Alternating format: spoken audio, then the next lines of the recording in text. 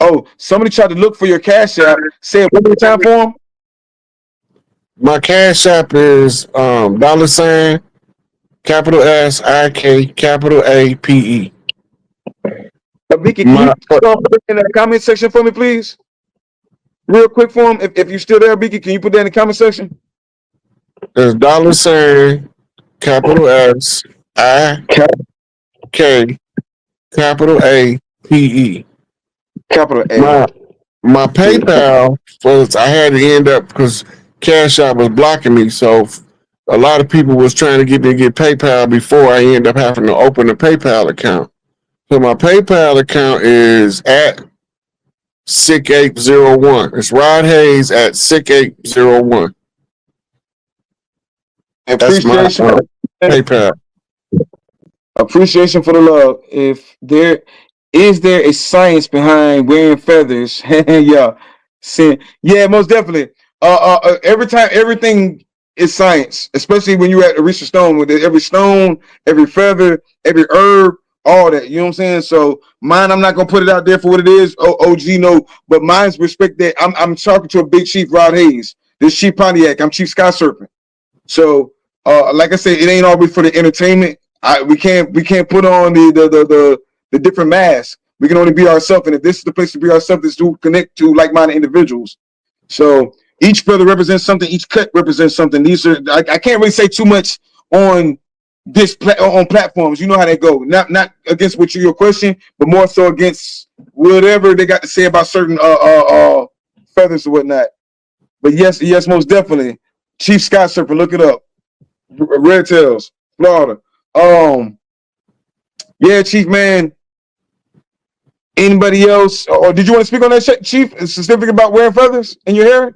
You know, the feathers is the representation of your auric field. When you see the picture of Jesus Christ with the halo around his head, over here we don't have a halo. We have the war bonnet, right? It's the same With the feathers, symbolism. Yeah, it's the same symbolism.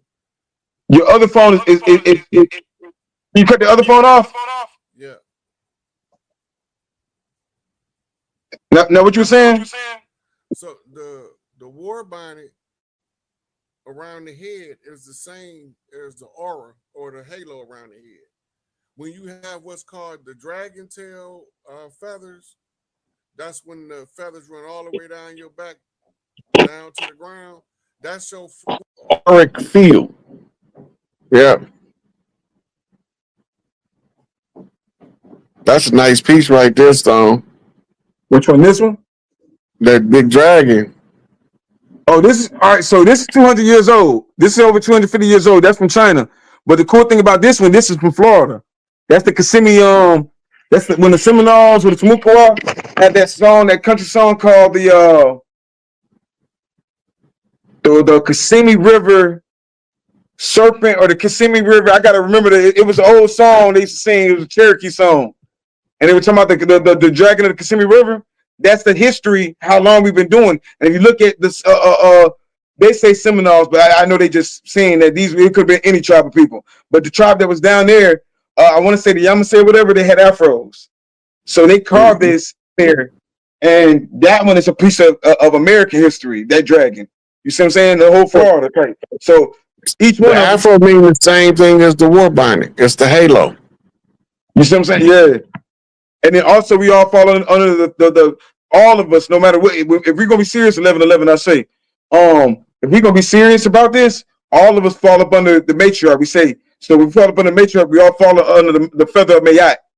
And the feather Mayat, or even when Anubis say he's gonna judge your heart to see if your heart is heavier than the feather. Lighter than the feather, yeah. Feather. So all those different things, if you rocking the feathers, you're trying to live by that feather. I'm trying to live by Mayat. And of course, ain't nobody living by Mayat, but if you look at those 42 laws of Mayat and try to live to those codes, you see what I'm saying? I'm a master student. Every day we try, you know what I'm saying? So for me, like I said, I can't speak too much of what kind of feathers these are, but yeah, everything has a purpose. And it's not even just American, like they be trying to divide everybody, but in every culture, the feathers there. In every culture, we had the turquoise. In every culture, we rocking these stones, these meteorites, these tektites. King Tut had this Libyan desert glass on his chest plate with lapis lazuli all around it. Magnets. This is how they're moving these big statues, and we're acting like they move this with manual labor. No, they're using magnetic stones, black basalt, all these different things. So I'm just one of the master students that I want to start the conversation, because somebody else might put in the comments, no, man, you got to realize this stone right here, if you add to this stone, it produces energy. It produces or it conducts energy or whatever. You know what I'm saying? So that's all we do. We keep learning from each one, teach one. I appreciate your time. That's why I had to catch a couple with you, OG, because I know when you set it down, you're gonna be down for them, man. But man, we appreciate you, man. Keep pushing up for the matriarch, because once they wake up, it's game over. You see what I'm saying? So yeah. But like that's a whole conversation for another time. They say thanks for the info on the further. Anything else, Chief? Yeah, hold on 1 second. I'm trying to find this. I'm gonna be doing a master tarot class with got the GDD tarot. Say it one more time, Chief. So I got I said I'm gonna be doing a master tarot class, right? The gonna be got the drop GDD tarot on YouTube. So me and her trying to get it all ironed out when we gonna do it, but that might be the last one I do for a while. I don't know yet.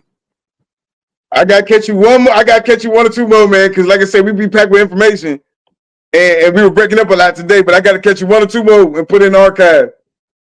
Oh yeah, that's that energy though, that frequency. Once you start, yeah, then me and you together, that's just too much energy. You showed us a dragon from China, and then you showed us a dragon from Florida. Right? They're almost similar in design.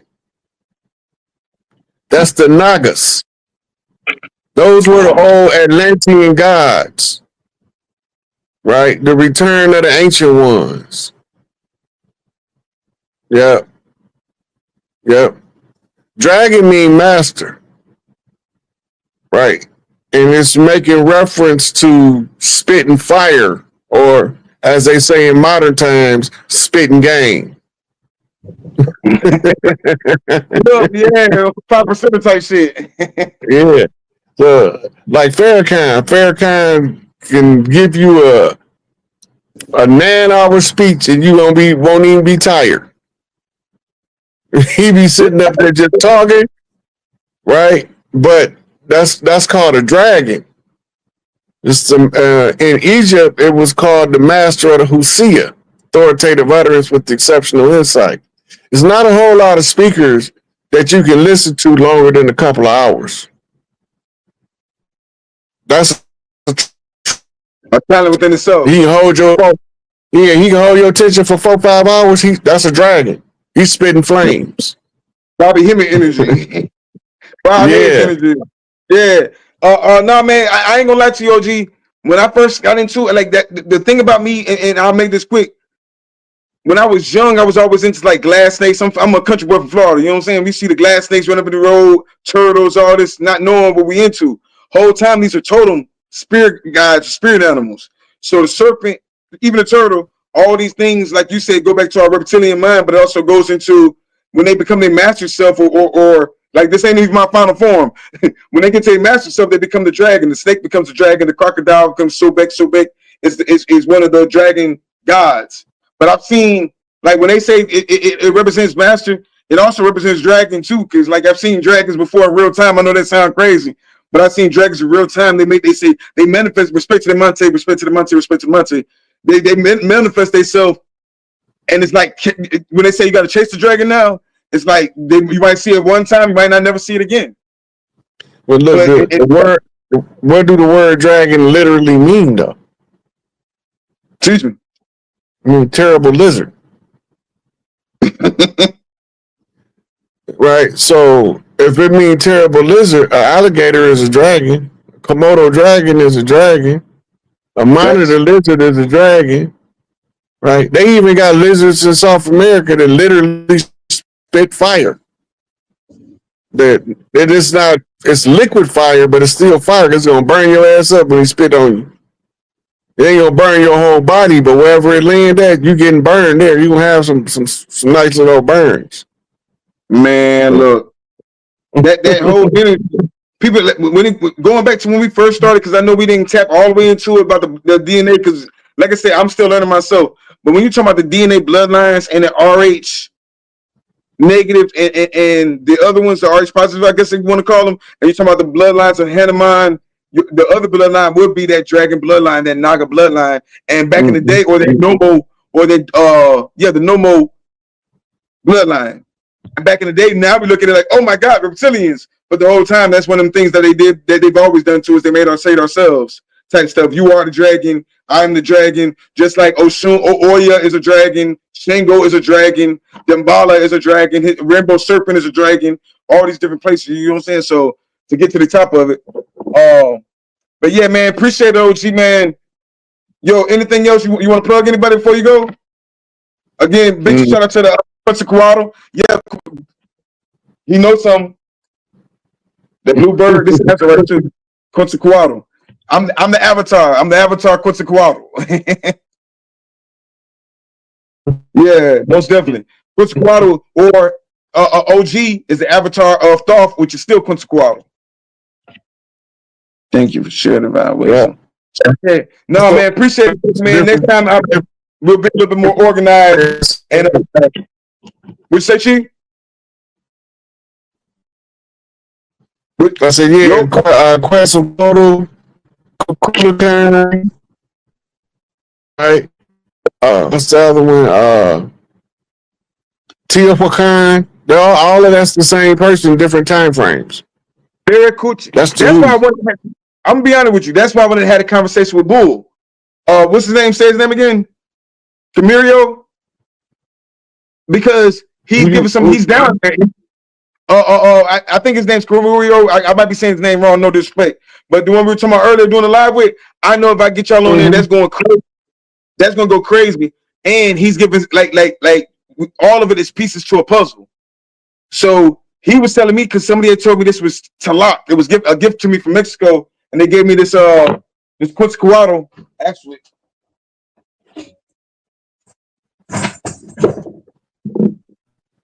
they gave me these. So both of them represent that deity. But he was like, "Yo, that's the key to the Stargate," and he was breaking it down. And that's why I was like, "Yo, sometimes we all got pieces to this puzzle." You know what I'm saying? So, 1 second. Check this out. They gave me this when we went down there in Mexico, right? Boom. And yeah, I know I had to put my extra little stones on there and whatnot. But that's a nice piece too. That's all jade, turquoise, moldavite, peridot. And yeah, that's pure jade. And they gave me this. I know you can't really see that, but that's the one I'm always wearing. And dude was breaking it down like, yo, that's a key to a Stargate. So I'm listening to him, and that's why I don't even have to be on the race thing, because that's the dumbest argument, the race part.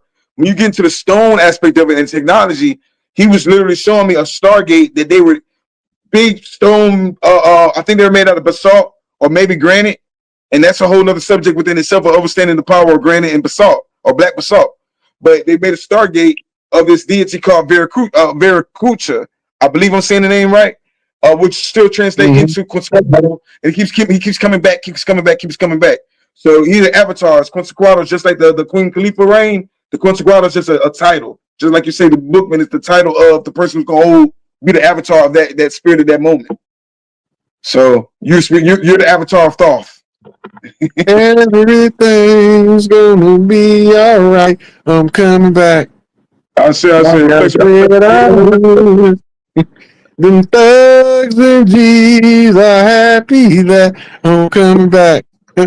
Straight to the Appreciate everybody, man. Thank y'all for sticking with us through all the technical difficulties and everything else. I know that was a hard one. The next one's gonna be better. Man, appreciate everybody that supported Rod. If you fuck with this one, give us a like. Follow us, look at some of our old videos, because me and Rod got a whole little collection. So just pull up Research on the Rod. If you want to support Research Stone, you can check my Instagram out or just hit me up, inbox me. And we do all sorts of custom esoteric jewelry or just fly stuff in general. You know what I'm saying? We carve stones. You can get your investment game up with us. We sell everything platinum, gold, silver. We make investments in storage units, all sorts of stuff. So tap in with us. You know what I'm saying? So other than that, OG man, peace to the guys. Peace to the gods. Yes, sir. Bliss. Fun. That's what I got. Yeah, you know what's red and what's blue? Yes, sir. You know what happens when you combine the two? Yes, sir. Yeah, I do. 21 gun salute, dressed in fatigues, black jeans, and boots. Yeah. Yes, sir. Yeah, man. So yeah, shout out to the tribe that's been making their ways, to finding us on these other platforms as we kind of take our little vacation that we'll be back on pretty soon. The tribe, real quick too. I'm gonna go ahead and share the cash apps real quick, for y'all to show some love to Big Chief for doing what he do and being where he be out here in these Ashe streets. But also, like I said, I want to shout out all the people who've been showing love and sharing the information as we kind of maneuver through some of these potholes in the road right now. But I'm ready to let it go and let it do what it do and be what it be. And yeah, so that's what I got. Big Chief, you ready to get this thing cracking? Stay ready, don't get ready. Yes, sir. So we got a lot going on, man. With the cosmos. I think we just had the 777. I think what it was a Stargate or portal or something like that, and all these alignments with different planets and all that. But then we got all these storms and these floods. And I had a call earlier. And I was talking about the different times that this planet has been through what we call, I guess, the Great Flood, the Noah story, and a bunch of other ones, and then, as well as in E5, they got some dope art that I got to share on the channel in the Oni's Palace in Ile Ife. They have a beautiful mural where they kind of break down some of the previous floods that trace back to the times of Oduduwa. And I saw that. I was like, yo, that's dope, because this is a real reputable image that I'm seeing that, is in the Palace of the Oni. So I know that predates what we have seen in the King James book. So it's like, this is something that we know has happened on the planet, but there's a lot of distorted narratives on like what's happened. And then also I had a meeting yesterday.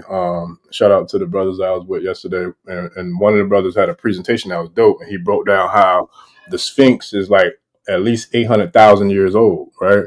So, and we based that off, his presentation, we based it off of the ley lines of, the different heights of the altitude of the water that kind of, I guess, impacted the Sphinx. So with that, I know with your mind, man, I know you got a whole lot that, you're going to take us around the corner and through another star system and all that good stuff. But when it comes to these things like floods, the great floods and all this, like where does that tie into everything that's transpiring right now with so much transpiring right now? We live in cycles. Right? If it happened before, it's going to happen again. And if you don't learn from it, you keep repeating it. But the only thing that a lot of people don't get is the last world flood wasn't a flood. It was an ice age. The sediment that they're seeing is from the melting of the ice age. It's in the permafrost.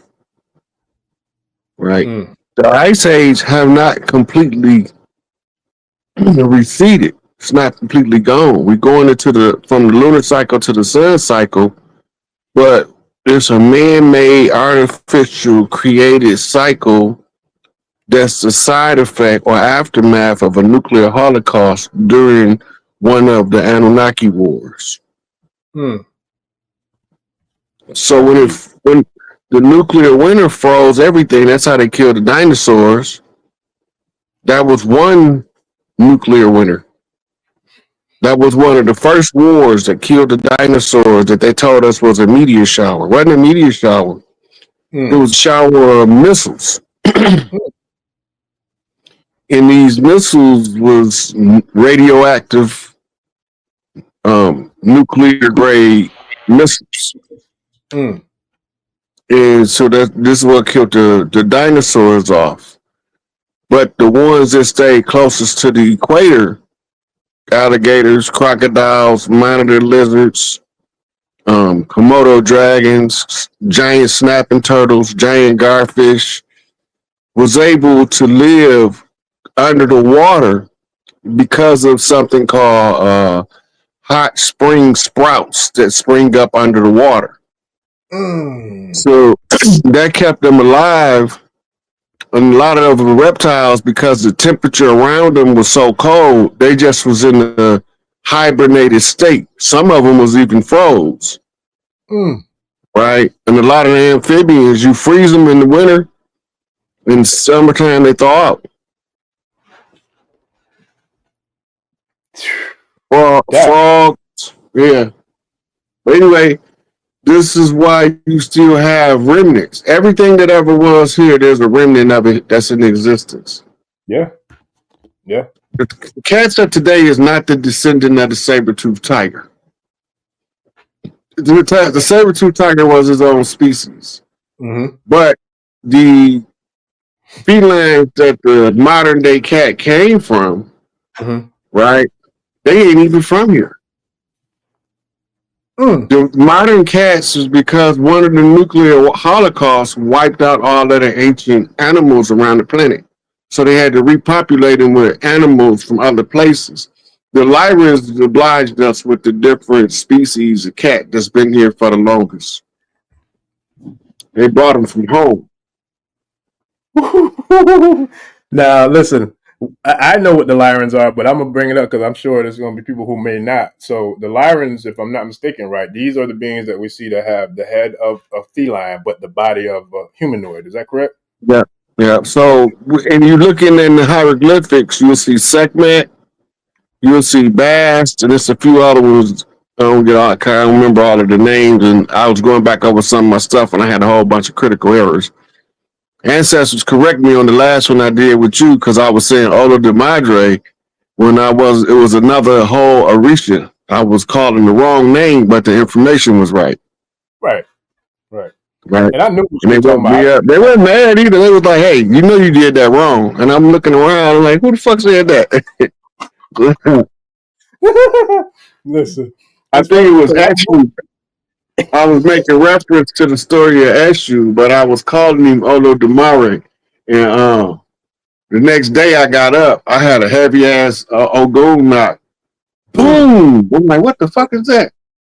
So I go outside, I'm looking around, and then I see these signs, right? And I start reading the signs and what the signs are saying. And the signs were saying, okay, now you made an error, but you need to correct it. So remember, I immediately messaged you. Yeah. Right? And they told me, look, so on my news feed, it popped up. All of the Mare and Eshu, both of their videos popped up. Wow. And that's not even in my algorithm. Yeah, it's in there now. So they were telling me, then I was like, I wonder if the information I think I'm getting right. And I picked my phone up, I opened up YouTube, and it's like, who is Olo de Madre? And scroll down a little bit, and it was like, who is Eshu? And I was like, oh man, they about to whoop my ass. They're like, no, we ain't gonna get you. The information was right, you just got the names mixed up. Well, I've been horrible with names since birth. Listen, that's why I didn't trip, because I knew what you were talking about. And honestly, I was thinking you meant Arumula, but then when we they said you knew what I was talking about. Oh, I knew. They told me you knew exactly what I was talking about, but you just didn't correct the story. Next time, correct that shit, man. Don't let that shit go. Well, no, don't worry about it. Let's be past it now. And I hate interrupting sometimes, but then I be getting them download like what you talking about now. That's when the time when I have to interrupt because the download is so strong and so clear. I feel like if I don't, we both know what happened, and I don't want that. So I'd rather just go ahead and respectfully interrupt so I can get it into them. But that one, because I felt like I knew what you were saying, I wholeheartedly feel like a vast majority of the tribe. I heard my mama say, "Baby, you the only one can get away with this shit." Listen, I'm like, what the fuck did I do? That's how I woke up. Like, well, I'm like, what the fuck did I do? I'm the only one to get away with what? Bro, that's a real thing, man. Look, I had a private community call like a couple weeks ago, and we were talking about ancestral shrines. And matter of fact, shout out to Wunam because she was on that one with me too. And when we were talking about it, we were laying out different, ways and how to create, a consecrated shrine properly. And one of the things that I made sure that I shared with the tribe that was in there, like, yo, make sure if you put a picture up on your ancestral shrine, don't put a picture with you or anyone else who's living in that picture, because that can be a problem that can get really, really, you know what I'm saying? It can go bad real quick. But excuse me, that's the part where when you said that, it really is a real thing. But I know you wasn't facing none of that because I know they know you knew what you. They just told me to correct it. They told me to message you so we can correct it on the next time we go live, and here we is correcting it. Not sure. Yes, sir. I thought it was good. I thought I was gonna slip by for a minute. The ancestor was like, "Nah, we ain't gonna let this slide. We already gave you the pass, sucker. You got it. You got the pass. You probably was high as a satellite when you said it. We gave you a pass, but you ain't gonna forget. We ain't gonna let you forget." I know that's right. It was funny as you said. Ogun, I think, was the first one that started with the big knot. Today's Ogun Day today too, so you better say Baba Ogunye because today is his day when it comes to the calendar. Yes, sir. So look, and that means that the technology, we got to make sure we. No, that ain't even the kicker. Remember when you asked me if I was gonna do something tonight, and then what did I text back? It was a set of numbers. You remember? Oh man, let me look because I don't want to miss. Let me see. I see. Yeah. Oh shit! How did I miss that, bro? I ain't even. A few minutes ago, you was quoting Pot. Yeah. All right, now I did some business and I had 9/11 left. Right before it was about 8:00. Maybe 8:30. As soon as I seen that, I said, "Damn, I got 9/11 left." I was like, I just texted that to Reese. What the hell? What the hell, Yante? Yes, sir. So there's two songs come to mind. One about the name, the Houdini song, where my man say, "MCs come, but when we rumble, something shy just because I'm humble." So all you MCs, hope you're real good listeners, because in this battle, I'm taking no prisoners. Slaying MCs right on the spot, because I'm the master of the rap, the doctor of the rock. Oh, man, I forgot how it go. But he say what you want, just spell my name right. Because all I'm ever get to you is rocking the house. But that's not what the rumble was all about. Yes, sir. And then that Tupac, when you brought up Tupac, I was just sitting there and I was hearing the song in my head. 911, it's an emergency. Cowards tried to murder me from the hoods to the burbs. Every one of you suckers hurting me. I'm legendary, niggas scared you paralyzed. I'm like, oh, man. Yeah, Pop turning up, man. Look, Biggie been knocking for 3 days. Oh, listen, I don't got no problem going there either. Armed and dangerous. Can't too many can bang with us. I don't got no problem going Notorious Thug either, man. Because look, it's a big Biggie house too. Big Biggie house. But yeah, you know what? No pledging dungarees, and that's just the half of a warpath. Laugh 9 hours later, and greater than your average player hater. Yes, sir. Frank White. Listen, look, and okay. So now I remember you were saying something about like the water and all that, and I know it is some stuff that we've been pontificating. We've been talking about it, throwing around that's going on in like that time and September around that time and Earth, Wind, and Fire. Do you remember? September and all that. But when it comes to like with all that, when you were going in with the floods and all that stuff, I was thinking too. And you said that we're still in the old ice age. Does that how does the ice walls and all that stuff like over there in Antarctica? Does any of that kind of tie into what we're seeing with maybe some of the floods? It's not a wall; it's a shelf. It's a difference. Okay. You can circumnavigate Antarctica, but people think that Antarctica wraps around the world. And that the North Pole is in the center because the Earth is flat. But you can circumnavigate Antarctica. Antarctica is written about in the book of Enoch, and it's called Tartarus. Yep. The topography under the ice is Tartarus. You remember in holy tablets when Baba talk about the great ship Nibiru came through the atmosphere and one of the planets behind it knocked the Earth out of this position, created the iron bracelet and the moon. Mm-hmm. Okay. I might even have Well, a picture. what happened is when this went down, the south is up, north is down. That's the first thing they tell us to disorient us from this reality. When the collision took place, it pushed the North Pole through the atmosphere into outer space into absolute zero. And the water that was splashing at the time created the ice shelves by freezing instantly. And the flash freeze is why all of the animals and the people that's under the ice can be thawed out because they were suddenly frozen in a fraction of a second.